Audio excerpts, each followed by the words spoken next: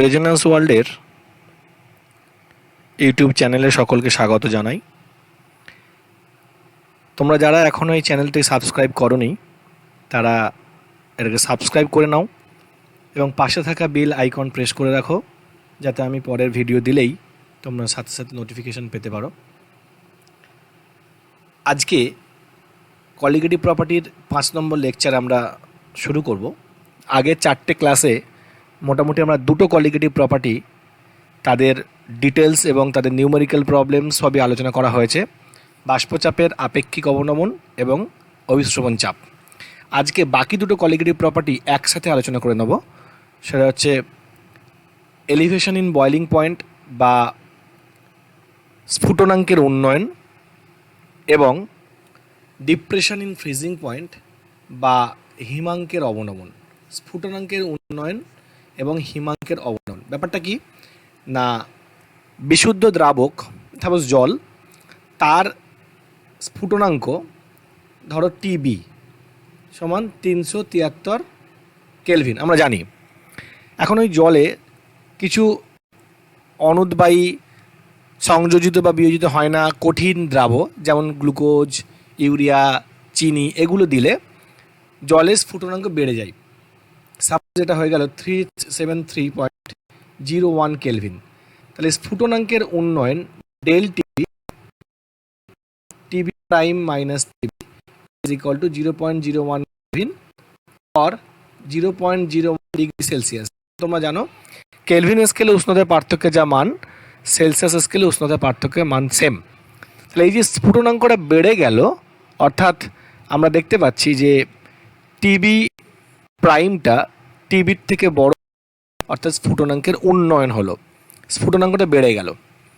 ঠিক একই রকমভাবে আমরা যদি হিমাঙ্কের অবনমনের কথা ভাবি, তাহলে ব্যাপারটা এরকম দাঁড়াবে যে মনে করো বিশুদ্ধ দ্রাবক জল, তার হিমাঙ্ক ছিল 273 কেলভিন, জলে চিনি দিলাম, হিমাঙ্ক হয়ে গেল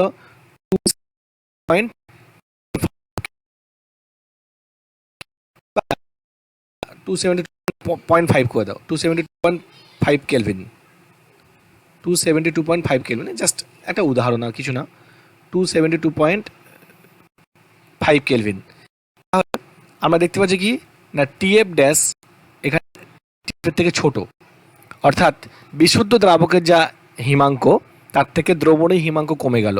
তাহলে হিমাঙ্কের অবনমন ডেল টিএফ সমান কি হবে না, টিএফ মাইনাস টিএস।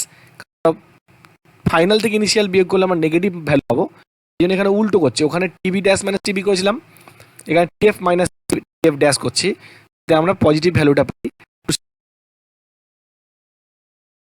এত kelvin is equal to 0.5 kelvin বা 0.5 ডিগ্রি সেলসিয়াস। হিমাঙ্ক কমে গেল কেন আর স্ফুটনাঙ্ক উন্নয়ন কেন হলো, সেটাই আমরা এই চ্যাপ্টারে ভালো করে পড়ব। তাহলে প্রথমে ডিটেলসে শুরু করছি যে বয়লিং পয়েন্ট বা স্ফুটনাঙ্কের উন্নয়ন কেন হলো।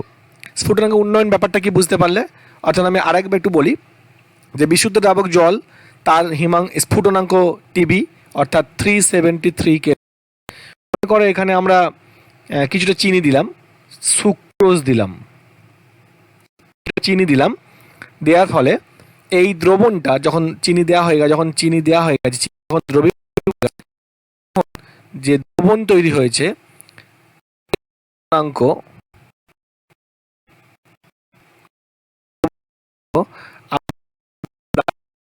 একটা ভ্যালু আছে 373.0। হিমাঙ্কের উন্নয়ন TB is equal to TB prime minus TB, অর্থাৎ 373.02 minus 373 kelvin is equal to 0.02 kelvin, or বা আমরা ইকুয়াল টু দিয়ে লিখতে পারি ইকুয়াল টু 0.02 ডিগ্রি হলো। তাহলে এবার প্রশ্ন আমাদের দাঁড়াবে যে স্ফুটনাঙ্কের উন্নয়ন হয় কেন, অর্থাৎ আমরা এখান থেকে বুঝতে পারলাম যে বিশুদ্ধ জলে কোনো কিছু অপরিশুদ্ধি বা ইম্পিউরিটিস উপস্থিত থাকলেই জলের স্ফুটনাঙ্ক বেড়ে যাবে। কোনো কিছু ইম্পিউরিটিস বা কোনো কিছু দ্রবণ হয়ে গেলেই জলের স্ফুটনাঙ্ক বেড়ে যাবে। কতটা বাড়বে সেটা ডিপেন্ড করবে কতটা পার্টিকেল দ্রবীভূত আছে, কারণ স্ফুটনাঙ্কের উন্নয়নটি কলিগেটিভ প্রপার্টি, সেটা আমরা প্রমাণ করব। তাহলে প্রথম আমাদের দেখতে হবে যে স্ফুটনাঙ্কের উন্নয়নের কারণ কি। স্ফুটনাঙ্কের উন্নয়নের কারণ কি? দেখো, স্ফুটনাঙ্কের উন্নয়নের কারণ বুঝতে গেলে আগে স্ফুটনাঙ্ক কাকে বলে এবং স্ফুটনাঙ্কের সঙ্গে বাষ্পচাপের কী সম্পর্ক সেটা একটু আমাদের বুঝতে হবে। আমরা জানি কি স্ফুটনাঙ্ক কাকে বলে না, প্রমাণ বায়ুমণ্ডলীয় চাপে। এই কথাটা যদি না বলো তাহলে কিন্তু ডেফিনেশন ভুল হয়ে যাবে। প্রমাণ বায়ুমণ্ডলীয় চাপে কোনো বিশুদ্ধ তরল যে উষ্ণতায় ফুটতে শুরু করে, বাষ্পীভূত হতে না, যে উষ্ণতায় ফুটতে শুরু করে, অর্থাৎ যে উষ্ণতায় কোনো তরলের স্ফুটন শুরু হয় সেই উষ্ণতাকে বলা হবে ওই তরলের স্ফুটনাঙ্ক। আমরা জানি বিশুদ্ধ জলের স্ফুটনাঙ্ক 100 ডিগ্রি সেলসিয়াস বা 373 কেলভিন। এটা অবশ্যই প্রমাণ বায়ুমণ্ডলীয় চাপে, অর্থাৎ 1 অ্যাটমসফিয়ার চাপে। অর্থাৎ বাইরের বায়ুমণ্ডলীয় চাপ যখন 1 অ্যাটমসফিয়ার, তখন বিশুদ্ধ জল 100 ডিগ্রি সেলসিয়াস উষ্ণতায় ফুটতে শুরু করবে। এখন প্রশ্ন, ফুটতে 100 ডিগ্রি সেলসিয়াস উষ্ণতায় ফুটতে শুরু করবে, এর সঙ্গে কী রিলেশন আছে, আর বাইরের বায়ুমণ্ডলীয় চাপের সঙ্গেই বা কী সম্পর্কটা আছে? আচ্ছা, একটা জলকে যদি আমি উনুনে বসাই, ধরো তার তাপমাত্রা 35 ডিগ্রি সেলসিয়াস, জলটা উনুনে বসালে জল উনুন থেকে তাপ পাচ্ছে, তাপ পেয়ে তার তাপমাত্রা 40 ডিগ্রি সেলসিয়াস হলো। তোমরা জানো উষ্ণতা বাড়লে বাষ্পচাপ বাড়ে। এখন মনে করো যে বাইরের বায়ুমণ্ডলীয় চাপটা হচ্ছে 1 অ্যাটমসফিয়ার। বায়ুমণ্ডলীয় চাপটা হচ্ছে 1 অ্যাটমসফিয়ার। এখন জলটার উষ্ণতা যখন 40 ডিগ্রি সেলসিয়াস, তখন তার যে বাষ্পটা উৎপন্ন হবে সেই বাষ্প চাপটা বাইরের বায়ুমণ্ডলীয় চাপের থেকে কম, জলের স্ফুটন শুরু হচ্ছে না। উষ্ণতা বাড়লো 50 ডিগ্রি হলো, বাষ্পচাপের মান বাড়লো, কিন্তু 1 অ্যাটমসফিয়ারের সমান নয়। উষ্ণতা বেড়ে 80 ডিগ্রি হলো, বাষ্পচাপের মান বাড়লো, সেই বাষ্পচাপের মানটা 1 অ্যাটমসফিয়ারের সমান নয়, তাও ফুটছে না। দেখা গেছে 100 ডিগ্রি সেলসিয়াস উষ্ণতায় যখন জলটা পৌঁছাবে, তখন ওই জলের বাষ্পচাপ এবং বাইরের বায়ুমণ্ডলীয় চাপ 1 অ্যাটমসফিয়ার, দুটো ইকুয়াল। অর্থাৎ 100 ডিগ্রি সেলসিয়াস উষ্ণতায় জল যখন পৌঁছাবে, তখন ওই জলের বাষ্পচাপ 1 অ্যাটমসফিয়ার হবে এবং বাইরের বায়ুমণ্ডলীয় চাপ 1 অ্যাটমসফিয়ার হবে, তবে জলটা ফুটতে শুরু করবে। তাহলে যে উষ্ণতায়, মানে আমাদের ডেফিনেশনটা খুব মনে রাখতে হবে খুব সহজ করে, যে উষ্ণতায়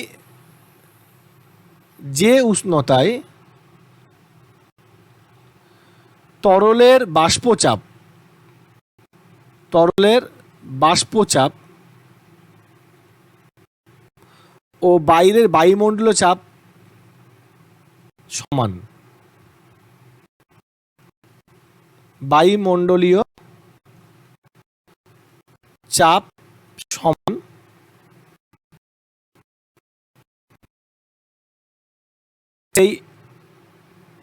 সেই উষ্ণতায় তরলে স্ফুটন শুরু হবে। সেই উষ্ণতায় তরলের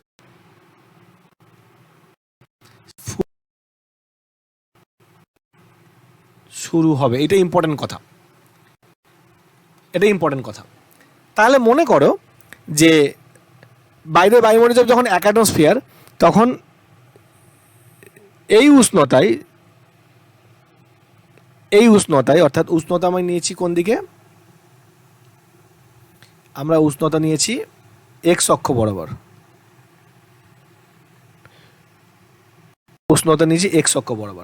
তাহলে এক্স অক্ষ বরাবর এই তাপমাত্রায় যখন পৌঁছাবে, তখন তরলের বাষ্পচাপ, বিশুদ্ধ জলের বা বিশুদ্ধ দ্রাবকের, এটা যদি আমরা দ্রাবক বলি, এই দ্রাবকের বাষ্পচাপ আর বাইরের বায়ুমণ্ডলীয় চাপ সমান। তোমরা জানো পাহাড়ে অর্থাৎ বেশি উচ্চতায় জল কম উষ্ণতায় ফোটে। কেন বলো তো? মনে করো পাহাড়ে তোমরা জানো বায়ুর চাপ কম, তাহলে পাহাড়ে বায়ুর চাপ মনে করো 0.8 ATM। তাহলে 0.8 ATM চাপে যখন তরলের স্ফুটন 0.8 ATM হয়ে যাবে, তখন তরলটা ফুটতে শুরু করবে। যে উষ্ণতায় তরলটার বাষ্পচাপ বায়ুমণ্ডলীয় চাপের সমান, সেই উষ্ণতায় ফুটতে শুরু করবে। দেখো কম উষ্ণতায়, এখন আগের থেকে কম উষ্ণতায় তরলের বাষ্পচাপ আর বাইরের বায়ুমণ্ডলীয় চাপ যেহেতু কম 0.8 ATM সমান হয়ে গেছে, তাহলে কম উষ্ণতায় ফুটবে। আবার যেন প্রেসার কুকারের মধ্যে জল বেশি উষ্ণতায় ফোটে, তার একই কারণ, যে ওখানকার যে বায়ুমণ্ডল অর্থাৎ প্রেসার কুকারের ভেতরে যে বায়ুমণ্ডল তার বাষ্পচাপের মান বেশি বা তার চাপের মান বেশি, তাহলে তরল যে উষ্ণতায় ওই চাপের সঙ্গে ওই তরলের বাষ্পচাপের মান সমান হবে সেই উষ্ণতায় তরল ফুটতে শুরু করবে, তাহলে বেশি উষ্ণতায় ফুটবে। এখন দেখো যে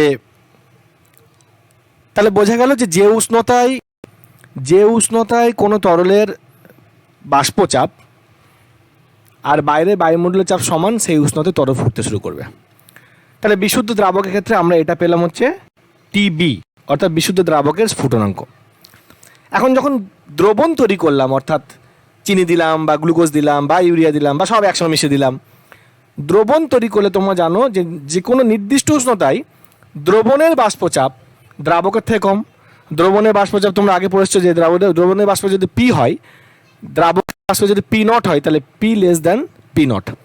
তাহলে এই উষ্ণতায় যে উষ্ণতায় বিশুদ্ধ জলে বাষ্পচাপ 1 অ্যাটমসফিয়ার ছিল সেই উষ্ণতায় দ্রবণের বাষ্পচাপ 1 অ্যাটমসফিয়ারে কম, তাহলে দ্রবণটা বাইরে বায়ুমণ্ডলের চাপের সমান হয়নি, তাহলে দ্রবণ এখন ফুটতে শুরু করবে না। তাহলে দ্রবণটাকে ফোটাতে গেলে দ্রবণের বাষ্পচাপটাকে বাইরের বায়ুমণ্ডলের চাপ অর্থাৎ 1 অ্যাটমসফিয়ার সমান হতে গেলে দ্রবণটা উষ্ণতা একটু বাড়াতে হবে। অর্থাৎ আমরা যদি গ্রাফটাকে একটু বাড়াই তাহলে ব্যাপারটা এরকম দাঁড়াবে, এই জায়গাটায় গিয়ে এই পয়েন্টে গিয়ে টিবি প্রাইম অর্থাৎ এই উষ্ণতায় টিবি প্রাইম উষ্ণতায় দ্রবণটার বাষ্পচাপ বাইরের বায়ুমণ্ডলীয় চাপের সঙ্গে সমান হলো। দ্রবণের গ্রাফটা সিডি এবি গ্রাফের নিচ দিয়ে কেন গেল? কারণ তোমরা জানো যে কোনো নির্দিষ্ট উষ্ণতায় দ্রাবকের যা বাষ্পচাপ হবে দ্রবণের বাষ্পচাপ তার থেকে কম হবে। তাহলে এদিক থেকে এদিকে যেহেতু উষ্ণতা বাড়ে তাহলে গ্রাফ আমাদের পরিষ্কার বলে দিচ্ছে যে TB prime greater than TB অর্থাৎ দ্রবণের স্ফুটনাঙ্ক বেড়ে গেল। কেন? বাষ্পচাপ কমে গেছিল বলে। দ্রবণের বাষ্পচাপ কমে গেছে বলে দ্রবণের স্ফুটনাঙ্ক বেড়ে গেছে। তাহলে এটাই হচ্ছে স্ফুটনাঙ্কের উন্নয়নের কারণ। এবার স্ফুটনাঙ্কের এই উন্নয়ন যে হলো এই সংক্রান্ত রাউল্টের সূত্র কি আছে এবং সেটা কেন কলিগেটিভ প্রপার্টি সেটা আমরা এবার আলোচনা করব। এখন তোমরা দেখো স্ফুটনাঙ্ক উন্নয়ন সংক্রান্ত রাউল্টের সূত্র কি বলছে। স্ফুটনাঙ্ক উন্নয়ন কাকে বলছে না del TB is equal to TB prime minus TB. এটা হচ্ছে স্ফুটনাঙ্ক উন্নয়নের ম্যাথমেটিক্যাল ফর্ম। এখন এই সংক্রান্ত রাউল্ট কি বলছে? রাউল্ট বলছে যে যদি দ্রবণটা লঘু হয়, দ্রাবের প্রকৃতি যদি অনুদ্বায়ী কঠিন তড়িৎ অবিশ্লেষ্য বা সংযোজিত হয় না এমন হয় তাহলে স্ফুটনাঙ্কের উন্নয়ন দ্রবণের মোলালিটির সঙ্গে সমানুপাতিক। Molality M is equal to কিন্তু মোলালিটি নট মোলালিটি। এখন আমরা দেখব মোলালিটি কাকে বলে। মোলালিটির তোমার ডেফিনেশন জানো যে 1 কেজি বা 1000 গ্রাম দ্রাবকে যত মোল তাকে ওই দ্রবণের মোলালিটি বলে। এখন ডেল টিভি ভ্যারিজাস যদি এম হয় রাউল্টের সূত্র থেকে তাহলে ডেল টিভি সমান কেবি ইন্টু এম, যেখানে কেবি একটা কনস্ট্যান্ট, যে কনস্ট্যান্টটাকে আমরা বলবো আণবিক স্ফুটনাঙ্ক ধ্রুবক বা স্ফুটনাঙ্কের মোলাল উন্নয়ন বা মোলাল ইবিউলিওস্কোপিক কনস্ট্যান্ট। এখন প্রশ্ন যে এটাকে ইবিউলিওস্কোপিক কনস্ট্যান্ট কেন বলে, তার একটা বড় কারণ হচ্ছে যে এই আণবিক দ্রবণের স্ফুটনাঙ্ক বা বিশুদ্ধ দ্রাবকের স্ফুটনাঙ্ক অর্থাৎ তরলের স্ফুটনাঙ্ক ইবিউলিওস্কোপ নামক মেশিনের সাহায্যে খুব নিখুঁতভাবে আমরা ক্যালকুলেট করতে পারি। ইবিউলিওস্কোপ একটা মেশিনের নাম বা একটা অ্যাপারেটাস, এটার সাহায্যে আমরা খুব নিখুঁতভাবে তরলের স্ফুটনাঙ্ক ক্যালকুলেট করতে পারি। তাহলে যেহেতু স্ফুটনাঙ্কের উন্নয়ন আমরা পড়ছি সেই স্ফুটনাঙ্কের উন্নয়নটাও আমরা এই অ্যাপারেটাসের সাহায্যে ক্যালকুলেট করতে পারবো। এই জন্য স্ফুটনাঙ্কের উন্নয়ন ধ্রুবকটাকে আমরা বলছি মোলাল ইবিউলিওস্কোপিক কনস্ট্যান্ট। আচ্ছা, এবার আমরা কেবির ডেফিনেশনটা পড়ব। ডেল টিভি সমান কি পেয়েছি আমরা? K B into M. আচ্ছা, যখন M is equal to 1 molal অর্থাৎ দ্রবণের গাঢ়ত্ব যখন 1 মোলাল তখন del TV is equal to কী দাঁড়াবে? K B. Del TV is equal to দাঁড়াবে কেবি। এখন এক মোলাল, তাহলে ডেফিনেশন কি দাঁড়াবে, এক মোলাল গারত্বযুক্ত দ্রবণের স্ফুটনাঙ্কের উন্নয়ন কোনটা, ডেল টিভি, এটাকে আমরা কি বলছি, কেবি, স্ফুটনাঙ্কের মোলাল উন্নয়ন বলে। তাহলে এক মোলাল গারত্বযুক্ত, অর্থাৎ যখন এম ইজ ইকুয়াল টু 1, এক মোলাল গারত্বযুক্ত দ্রবণের স্ফুটনাঙ্কের উন্নয়নকেই মোলাল স্ফুটনাঙ্ক উন্নয়ন বলে। এখন এই এক মোলালকে যদি আমরা একটু ভেঙে দিই, এক মোলাল মানে 1000 গ্রাম বা 1 কেজি দ্রাবকে, 1000 গ্রাম বা 1 কেজি দ্রাবকে 1 মোল দ্রাব আছে। তাহলে এটাকে আমরা ডেফিনেশনটাকে আরেকটু ডিটেলসে বলতে পারি যে 1000 গ্রাম বা 1 কেজি দ্রাবকে, 1000 গ্রাম বা 1 কেজি দ্রাবকে 1 মোল দ্রাব দ্রবীভূত আছে এমন দ্রবণের স্ফুটনাঙ্কের উন্নয়নকেই মোলাল স্ফুটনাঙ্ক উন্নয়ন বলে। আচ্ছা, এবার আমরা এই del TV is equal to, এই যে ফর্মুলাটা আছে কেবি ইন্টু এম, এখান থেকে আমরা কেবির মানটা একটু ইলাবোরেটলি বের করব। কেবির মানটা আমরা একটু ইলাবোরেটলি বের করব। কি করে আমরা কেবির মানটা বের করব? আচ্ছা দেখো, ধরে নিচ্ছি যে দ্রাবকের ভর হচ্ছে W1, আমরা দ্রাবকের ভরকে W1ই ধরি, দ্রাবের ভর হচ্ছে W2 গ্রাম, দ্রাবের আণবিক ভর M2 গ্রাম পার মোল। তাহলে দ্রাবের মোল সংখ্যা কি দাঁড়াবে? দ্রাবের মোল সংখ্যা দাঁড়াবে N2 is equal to W2 by M2। তাহলে W1 গ্রাম দ্রাবকে W2 গ্রাম দ্রাব আছে, তাহলে W1 গ্রাম দ্রাবকে দ্রাব আছে W2 গ্রাম, 1 গ্রাম দ্রাবকে দ্রাব আছে W2 বাই W1 গ্রাম দ্রাবকে দ্রাব আছে W2 গ্রাম, মানে W2 বাই M2 মোল। আমরা মোলে কনভার্ট করলাম, আণবিক ওজন দিয়ে ভাগ করে আমরা মোলে কনভার্ট করলাম, W2 বাই M2 মোল, আমরা এটাকে মোলে নিয়ে গেলাম, মোল। তাহলে 1000 গ্রাম দ্রাবকে কত আছে না, W2 into 1000 by W1 into M2 mole. 1000 gram দ্রাবকে যত মোল আছে সেটাকে আমরা বলছি তার মোলালিটি। তাহলে M ইজ ইকুয়াল টু দাঁড়ালো W2 into 1000 by W1 into M2। এখানে W1 W2 দুটোই গ্রামে, কেজিতে নয় কিন্তু। তাহলে W2 into 1000 by W1 into M2, তাহলে ইকুয়েশনটা কী দাঁড়াবে, del TV is equal to KV into M is equal to KV into W2 into 1000 by W1 into M2। এখান থেকে আমরা অজানা দ্রাবের আণবিক ওজন খুব সহজে পেয়ে যেতে পারবো। জলের কিছু কিছু এখন তোমার জানতে হবে যে কেবির মান মূলত কার উপর ডিপেন্ড করে। কেবির মান মূলত ডিপেন্ড করে দ্রাবকের প্রকৃতির উপরে, দ্রাবের সঙ্গে কোনো সম্পর্ক নেই।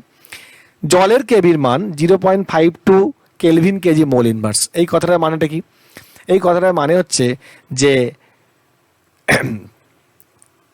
জলে যদি 1 মোল দ্রবীভূত, মানে 1 মোলাল দ্রবণ মানে কি, 1000 গ্রাম জলে 1 মোল কোনো দ্রাব দ্রবীভূত আছে, এই দ্রবণের স্ফুটনাঙ্কের উন্নয়নের মান 0.52 কেলভিন। এই দ্রবণের স্ফুটনাঙ্কের উন্নয়নের মান 0.52 কেলভিন। অর্থাৎ দ্রাবকটা যখন জলীয় দ্রবণ, 1 কেজি জল বা 1000 গ্রাম জলে 1 মোল দ্রাব দ্রবীভূত আছে এমন দ্রবণের স্ফুটনাঙ্কের উন্নয়নের মানটা কত হবে, 0.52 কেলভিন। এখন কেবি এর এককটা আমরা বের করবো, del TV is equal to KB into M. তাহলে K B is equal to del T B by M. তাহলে কেবি এর একক সমান ডেল টিভি এর একক বাই এম এর একক। ডেল টিভি মানে কি, উষ্ণতার পার্থক্য, এককটা কত, কেলভিন বা ডিগ্রি সেলসিয়াস। আর মোলালিটি একক কি, মোল পার কেজি, 1 কেজিতে কত মোল আছে, মোল পার কেজি, তাহলে কেজি উপরে চলে যাবে, তাহলে কেলভিন কেজি মোল ইনভার্স, অথবা degree Celsius K G mole inverse, degree Celsius K G mole inverse. তোমাদেরকে আমি একটু আগে বলেছি যে কেবির মানটা ডিপেন্ড করে দ্রাবকের প্রকৃতির উপরে। কেবির মানটাকে থার্মোডাইনামিক্স থেকে, ফ্রম থার্মোডাইনামিক্স আমরা আরেকভাবে বের করতে পারি।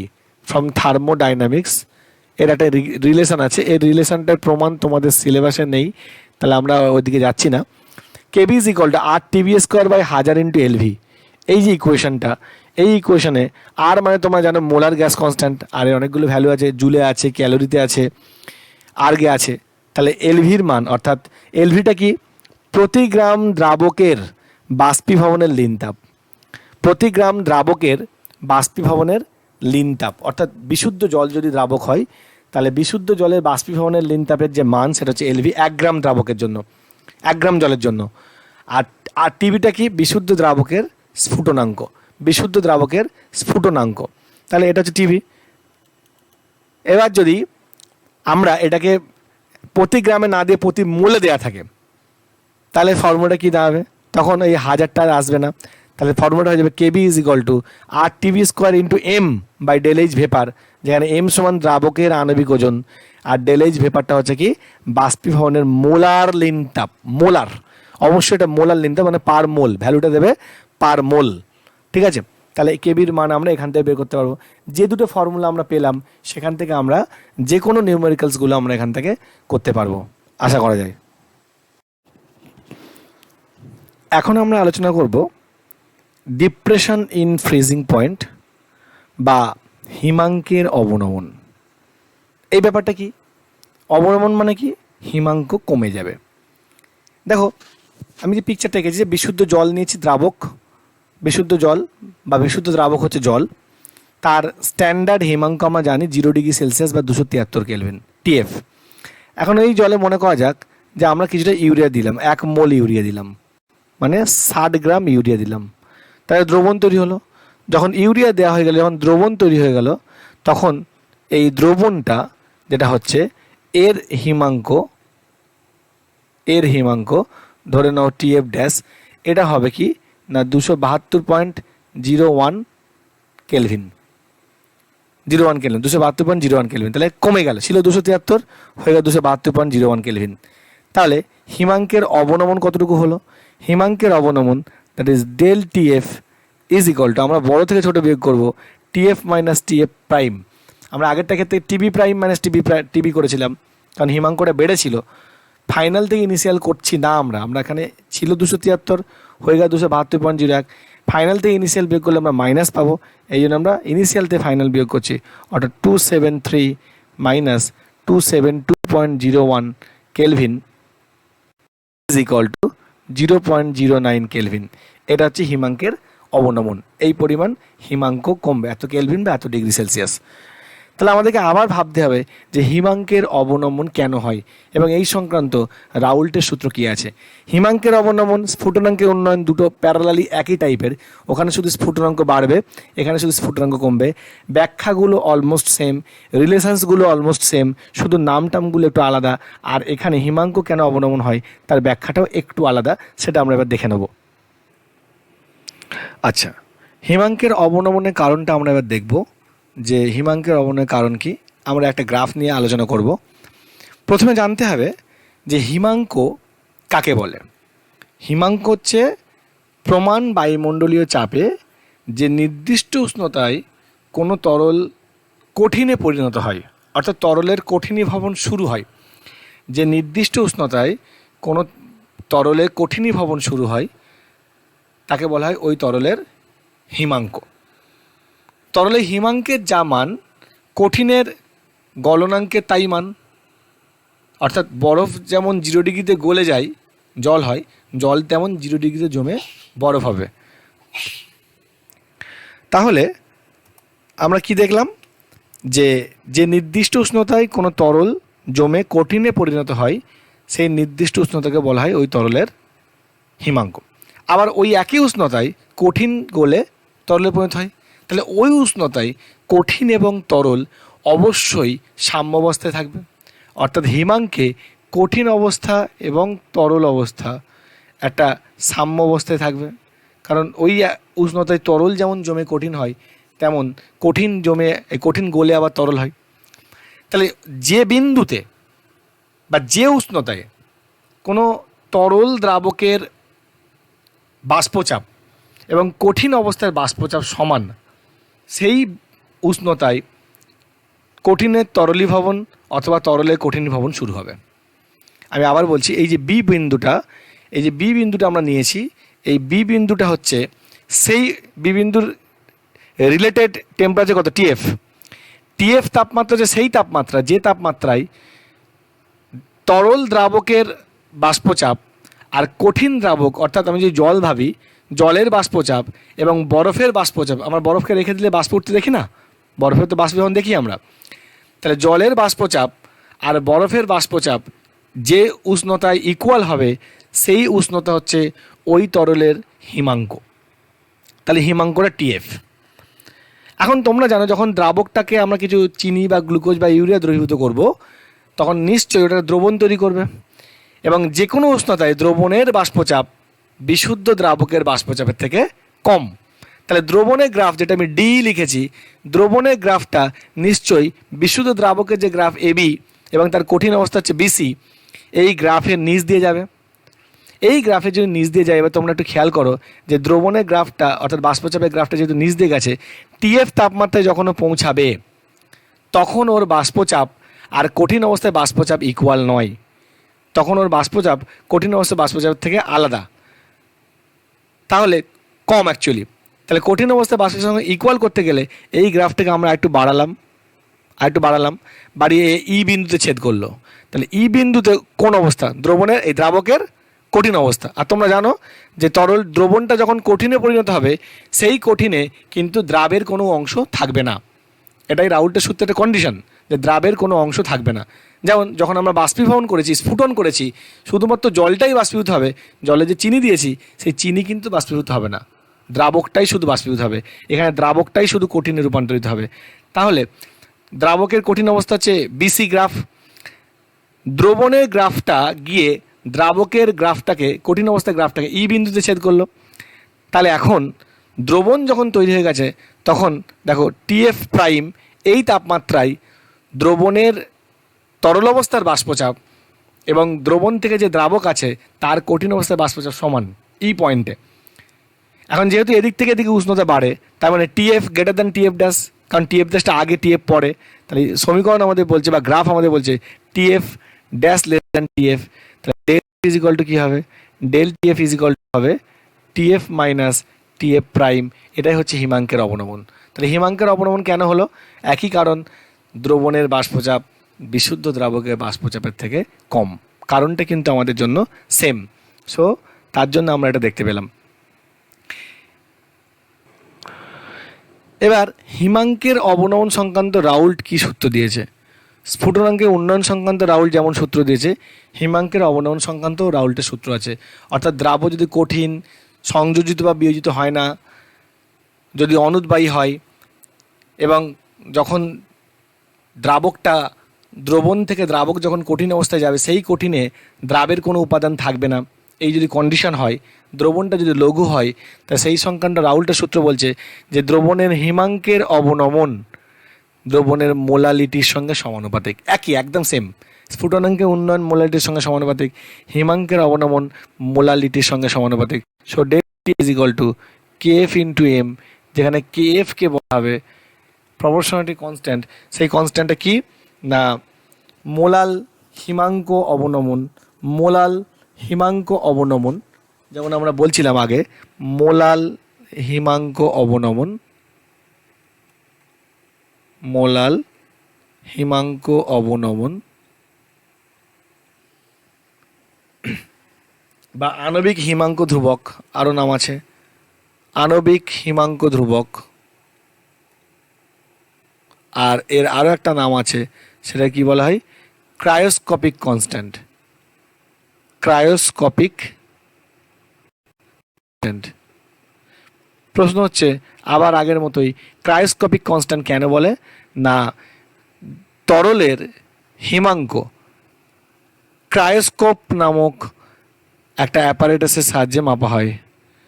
যেমনভাবে ওখানে ইভিলিওস্কোপ যন্ত্রের সাহায্যে মাপা হচ্ছিল, এখানে ক্রায়োস্কোপ যন্ত্রের সাহায্যে তরলের হিমাঙ্ক মাপা হয়, দ্রবণের হিমাঙ্ক মাপা হয়। অর্থাৎ হিমাঙ্কের কী পরিমাণ পরিবর্তন হলো সেটা আমরা মাপতে পারি। এই জন্য এটাকে আমরা বলছি ক্রায়োস্কোপিক কনস্ট্যান্ট, বা better to say molal cryoscopic constant, এটাও বলতে পারি আমরা, মোলাল ক্রায়োস্কোপিক কনস্ট্যান্ট। কেএফ এর ইউনিট একেবারে সেম, কেএফ এর একক কেবি এর মতোই, কেএফ এর একক একদম same, kelvin, K G, mole inverse বা degree Celsius K G, mole inverse. K F এর ডেফিনেশন কি? একই রকমভাবে যখন M is equal to 1, del TF is equal to K F. আমি ডেফিনেশনটা লিখছি না, আগে আমাদের কেবিতে লেখা আছে। একই রকম যে 1 মোলাল গাঢ়ত্বযুক্ত দ্রবণের হিমাঙ্কের অবনমনকেই তার মোলাল হিমাঙ্ক অবনমন বলে বা ক্রায়োস্কোপিক কনস্ট্যান্ট বলে।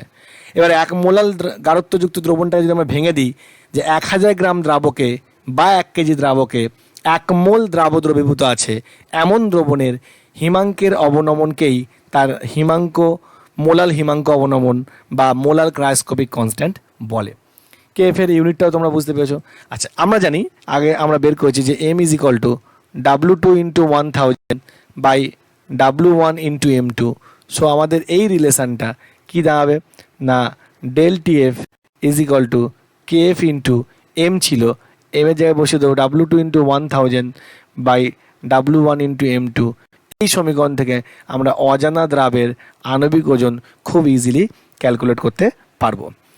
থার্মোডাইনামিক্স থেকে কেএফে আমরা একটা রিলেশন পাবো ফ্রম থার্মোডাইনামিক্স, যেমন আমরা এখানে পেয়েছি ফ্রম থার্মোডাইনামিক্স। এখান থেকে আমরা একটা রিলেশন পাবো যে কেএফ সমান হচ্ছে R T F square by 1000 into L F. সবই তোমরা জানো, টিএফ হচ্ছে বিশুদ্ধ তরলের হিমাঙ্ক। শুধু জানার যেটা সেটা হচ্ছে এলএফ সমান হচ্ছে প্রতি গ্রাম কঠিনের গলনের লিনতাপ। তোমরা জানো গলনের লিনতাপ যা হবে কঠিন ভবনের লিনতাপও তাই হবে। প্রতি গ্রাম কঠিনের গলনের লিনতাপ, এখানে প্রতি গ্রামটা মাথায় রাখতে হবে। যদি প্রতি গ্রামের জায়গায় প্রতি মোল দেয় তাহলে কেএফ এর রিলেশনটা দাঁড়াবে R T F square into capital M, that is আণবিক ওজন, বাই ডেল এইচ ফিউশন, যেখানে এম সমান দ্রাবকের আণবিক ওজন, কারণ কেএফ এর মান দ্রাবকের প্রকৃতির উপর নির্ভর করে। কেএফ এর মান দ্রাবকের প্রকৃতির উপর নির্ভর করে, যেমন কেবির মান নির্ভর করেছিল। আর del H fusion is equal to কী হবে না মোলার গলনের লিনতাপ।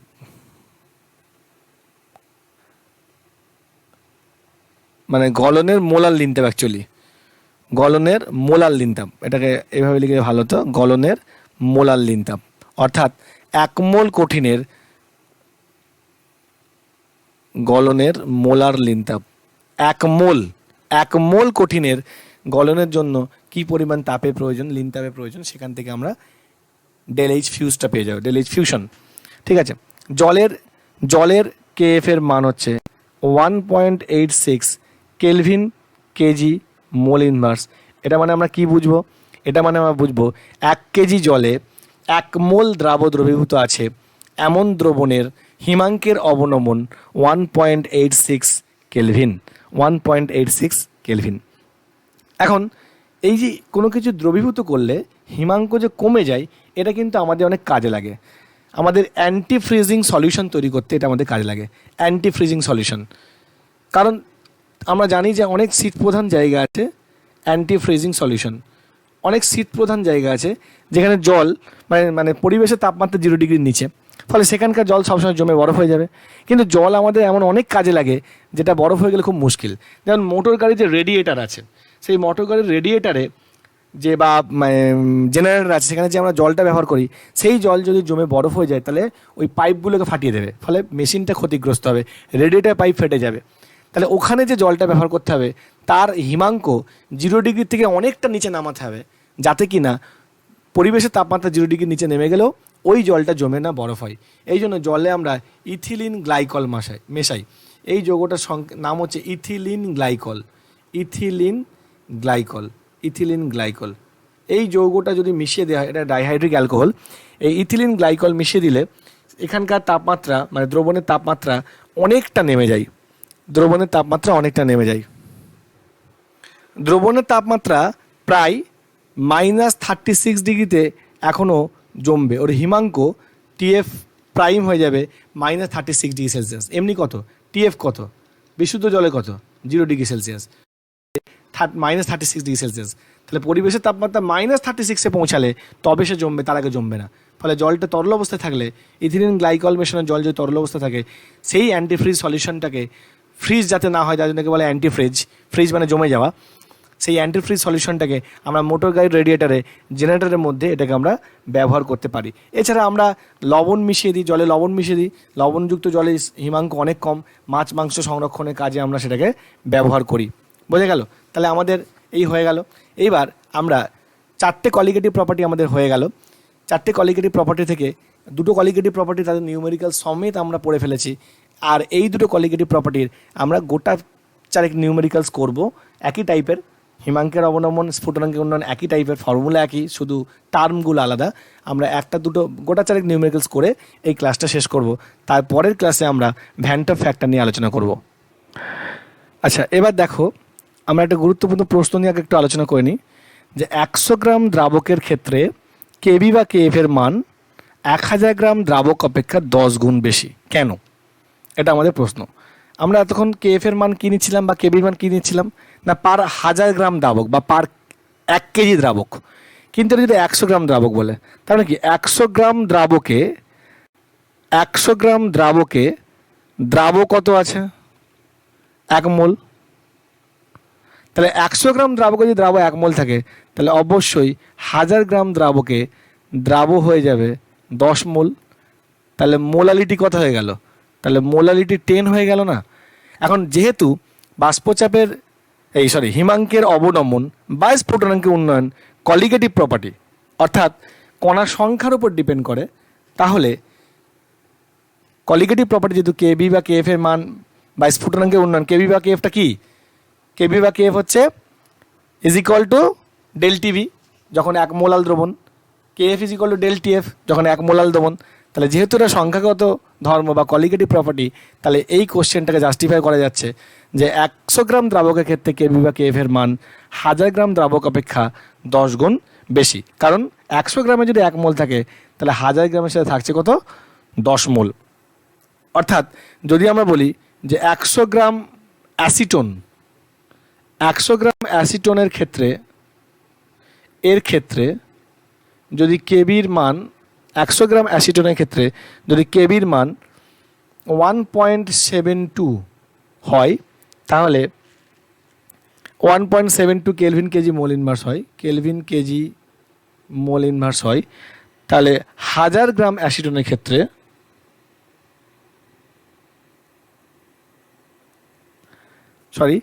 100 গ্রাম অ্যাসিটোনের ক্ষেত্রে কত হবে? 1000 গ্রামের ক্ষেত্রে যদি এটা হয়, তাহলে 100 গ্রামের ক্ষেত্রে কত হবে?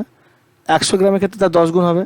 অ্যাসিটোনের ক্ষেত্রে এর কেবিটা হবে 17.2 কেলভিন কেজি মোল ইনভার্স। যদি 1000 গ্রামের ক্ষেত্রে 1.72 হয়, তাহলে 100 গ্রামের ক্ষেত্রে তার 10 গুণ হবে, অর্থাৎ 17.2 কেলভিন কেজি মোল ইনভার্স হবে। এবার আমরা কতগুলো গুরুত্বপূর্ণ ফর্মুলা দেখে নেব, তারপর কয়েকটা অঙ্কে যাব। এই ফর্মুলাগুলো আমাদের লাগবে, এই ফর্মুলাগুলো আমরা দেখে নেব, দেখে নিয়ে আমরা অঙ্কে যাবো। এই ফর্মুলাগুলো আমরা এখনই ডিরাইভ করেছি। ডেল টিভি সমান হচ্ছে K B into M, del T V সমান K B into W2 into 1000 by W1 into M2। এখান থেকে আমরা M2 পাবো। K B is equal to RTV square by 1000 into LV, বা K B equal to RTV square into M by del H vapour. 3 number ইকুয়েশনটার ক্ষেত্রে LV মানে প্রতি গ্রামের জন্য, আর ডেল এইচ ভেপার হচ্ছে প্রতি মোলের জন্য। ঠিক একই রকমভাবে del T V related del T F equal to KF into M, বা del T F equal to KF into W2 into 1000 by W1 into M2, একই এই মানগুলো একই। এবার আমরা কতগুলো প্রবলেমের ক্ষেত্রে যাব। আমাদের প্রথম প্রবলেমটা দেখো, বলছে 40 গ্রাম বেনজিনে 3.24 গ্রাম সালফারকে দ্রবীভূত করেছে। স্ফুটনাঙ্কে বৃদ্ধি 0.81 কেলভিন, মানে কি ডেল টিভির মানটা 0.81 কেলভিন। সালফারের অণুর সংকেত নির্ণয় করতে বলেছে। কী কী ডেটা আমাদের দিয়েছে? বেনজিনে কেবি বলে দিয়েছে, তাহলে ডেল টিভি বলে দিয়েছে। ভালো করে দেখো, ডেল টিভি বলে দিয়েছে কত? 0.81 কেলভিন। বেনজিনের ওজন বলে দিয়েছে, দ্রাবকের ওজন বলছে 40 গ্রাম, দ্রাবের ওজন বলে দিয়েছে 3.24 গ্রাম। হলো। আচ্ছা, আর কি বলেছে? কেবির মান বলা আছে 2.53 কেলভিন কেজি মোল ইনভার্স। আচ্ছা, আমাদের যে ফর্মুলাটা আছে রাউল্টের সূত্র থেকে, del TV is equal to KB into W2 into 1000 by W1 into M2। এখান থেকে আমরা M2 কী পাবো? দ্রাবের আণবিক ওজন কী পাবো? দ্রাবের আণবিক ওজন আমরা পাবো যে K B into W2 into 1000 by W1 into del T B. এই হচ্ছে আমাদের ফর্মুলা। তাহলে এটা যদি ফর্মুলা দাঁড়ায় তাহলে আমরা মানগুলো বসাবো যা যা মান দিয়েছে। তাহলে M2-র মান কী হবে? কেবি হচ্ছে 2.53, W2 হচ্ছে 3.24 ইন্টু 1000 বাই W1 হচ্ছে 40, ডেল টিবি মান বলেছে 0.81। এই ক্যালকুলেশনটা করলে যেটা দাঁড়াবে সেটা হচ্ছে এমবির মান বেরোচ্ছে 253 গ্রাম পার মোল। 253 গ্রাম পার মোল। তাহলে সালফারের আণবিক ওজন, সালফারের মলিকিউলার ওয়েট, সালফারের আণবিক ওজন 1 মিনিট,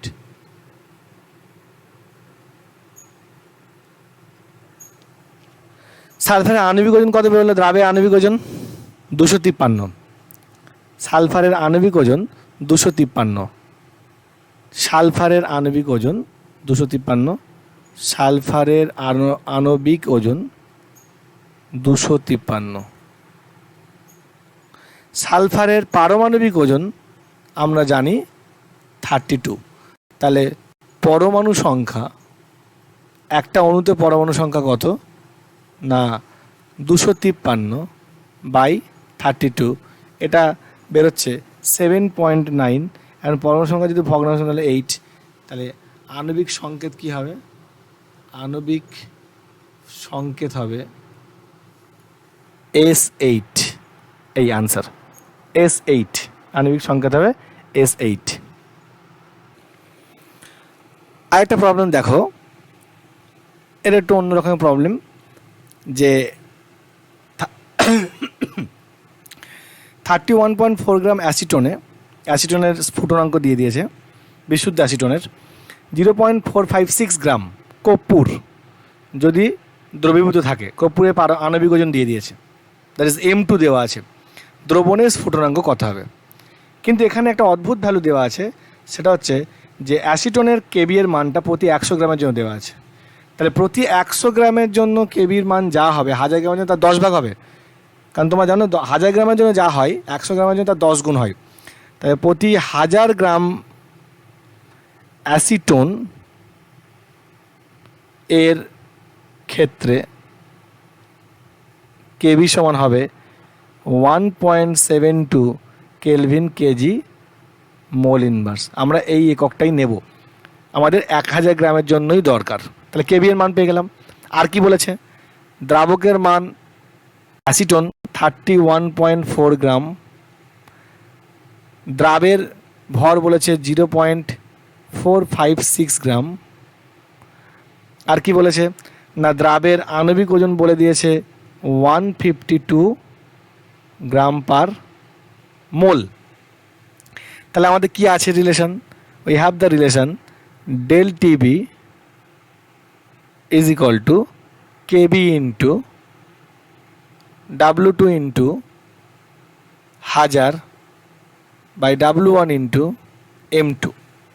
এখান থেকে আমরা কি পাবো না, ডেল টিবি এই মানটা আমরা বের করবো, ইজ ইকুয়াল টু কেবি মান কত 1.72, W2-র মান কত 0.456 ইন্টু 1000 বাই W1-এর মান কত 31.4 ইন্টু M2-র মানও বলে দিয়েছে 152।